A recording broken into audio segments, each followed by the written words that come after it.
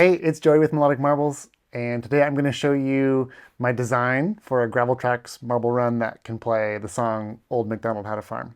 It only uses 5 notes from an 8-note C major scale xylophone. C, D, F, G, and A. So if you want to try this, you'll need to get one of my 8-note C major scale xylophones that I sell on Etsy. So this song is kind of medium complexity. The reason this gets a little tricky, even with just 5 notes, is that each of these notes has to play multiple times. So before I even build anything, I like to draw everything out on paper. So the first thing I like to do is just write out the notes of the song. F, F, F, C, D, D, C, and then a little break. And then A, A, G, G, F. Or if you want to put words to it, Old MacDonald had a farm, E-I-E-I-O. Okay, so that's my song. So now I need to simplify the sequence of notes into only one of each note because I only have one of each key. Actually, I have a lot more, but assuming you only have one of each key, this is how I like to do it. I'm going to put each of those letters in boxes. Then I'm going to draw using colored pens which ball is going to go where. So I need 3 balls to play the first 3 notes. Old MacDonald. And then one of those balls, that red ball, is going to go on to play the C, while the other 2 balls are going to skip the C and go play the D. Old MacDonald had a... And then one of those balls from the D has to go back and play the C. Old MacDonald had a farm. Now we have a bit of a break between the first and second part of the song, so I'm actually going to kind of reset with 2 new balls. We're going to get a red ball and a green ball. They're both going to play the A, then they're both going to play the G, and then one of them is going to go play the F. E-I-E-I-O. And there we go. Next thing I like to do is take each note and map it. So the F, the first time the F is played, the ball needs to then go play a C. Second time, a D. Third time, a D. And the 4th time, it needs to just end. So how are we going to do that with gravitrax? Well, there's 4 different outcomes here. I could make 3 switches that lead to 4 distinct outcomes, with the 2 in the middle actually being the same, the D. That's a little cumbersome though. There's 3 different switches there. And not only is it cumbersome, it takes a long time for the balls to go through that sequence. So I'm going to look for a better solution. And I like to use these turntables because they're really quick at getting where I need to go. The first time the ball comes in to the turntable from the F, it can exit out the side. And then the next 2 times it comes in, that turntable can spin, and those 2 balls will go straight from F to D.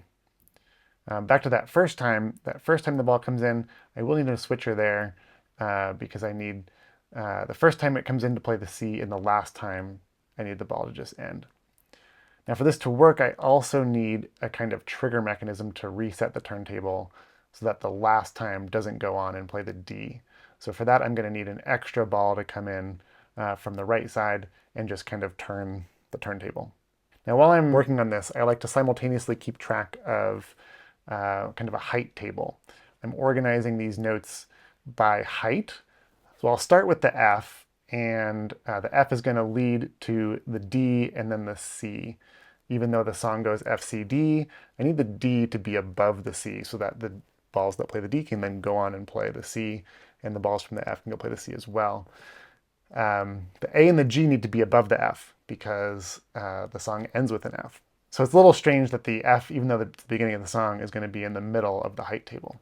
Okay, so back to our letter maps here. The C, the first time the C is played, the C needs to, well, we haven't figured that out yet.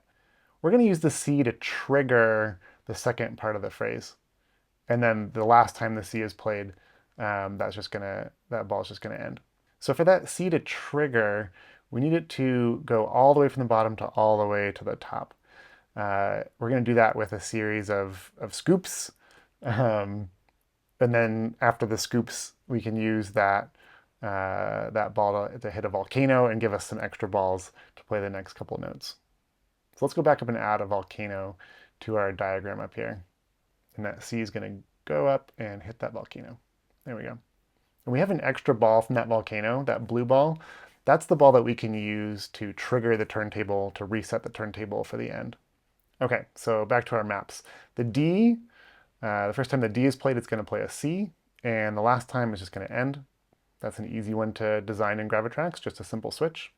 And then the A is the easiest. That one's always going to go play the G every time. And the G, one time it's going to play the F, one time it's going to end. Also a simple switch.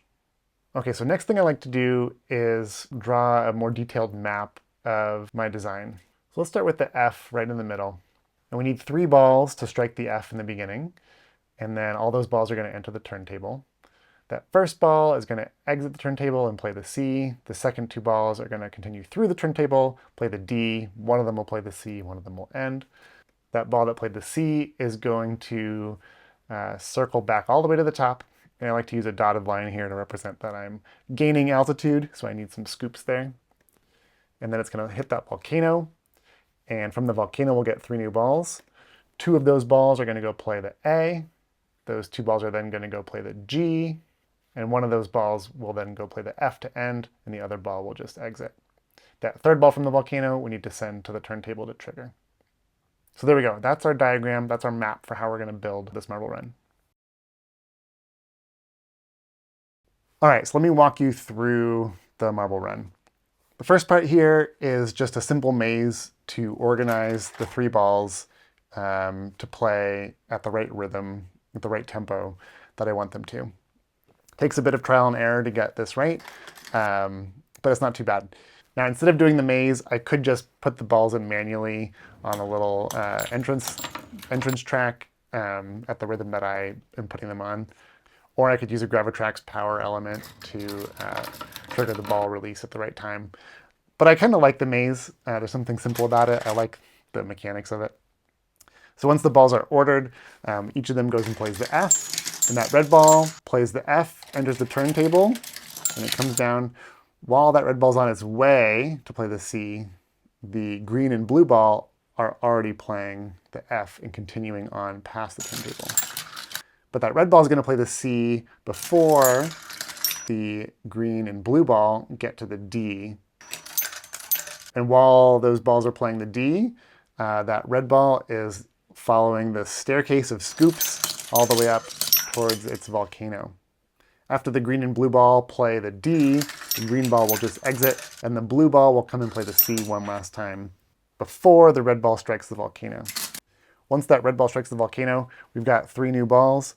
The new red and green ball are going to play the A 2 times and then the G 2 times. Now before that red ball plays the F, we need that blue ball to come down and just trigger the turntable.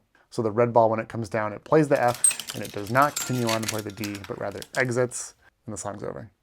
So yeah, it's a little complicated. I really enjoy this type of puzzle and drawing it out and then fiddling with it while building the marble run. There's lots of different ways you could do this and design a track like this. So if you try this, post what you're making and send me a copy. I'd love to see it.